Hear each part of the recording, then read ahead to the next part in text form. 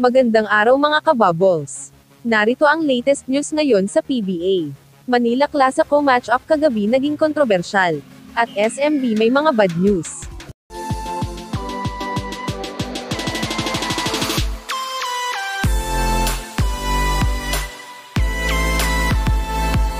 Tinambakan nga ng Hinebra ang Magnolia sa halftime ng 25 points last Sunday.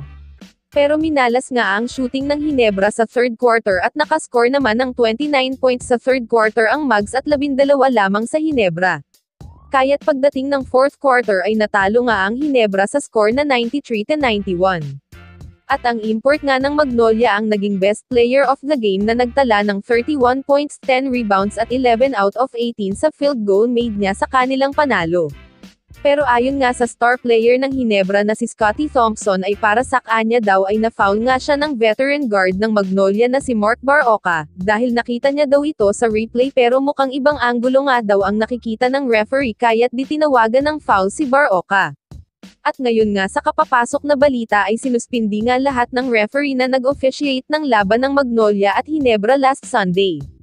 Kayo mga kabubbles, tama ba na sinuspindi ang mga referees ng Manila Clasico game last Sunday?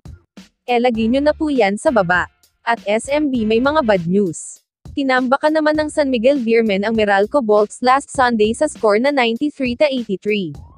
At ang import ng SMB na si Ivan Asca ang naging best player of the game na nagtala ng 27 points, 13 rebounds pero 12 out of 33 siya sa kanyang field goal made sa kanilang panalo. Pero ang bad news ng SMB ay may injured na naman ang star player nilang si Terrence Romeo. Narito nga ang kanyang pahayag kung bakit siya sinub out agad ni Coach Gallant. Nandun kasi ako last time, no game namin sa NLEX. So, namamaga siya. Actually, hindi ako nakapractice, pero every time na tumatakbo ako, tapos nagbi-break ako, sobrang sakit nung buto. So, nababother ako kasi ininuman ko siya ng Arcoxia before the game. Ininuman ko Arcoxia. First quarter, okay pa ako, nakakagalaw pa ako, takbo-takbo. Tapos nagulat ako, nung sudden sprint ko, pagka-stop ko ng biglang ang sakit. Kasi hindi ko na siya maitawag doon, mailakad na maayos.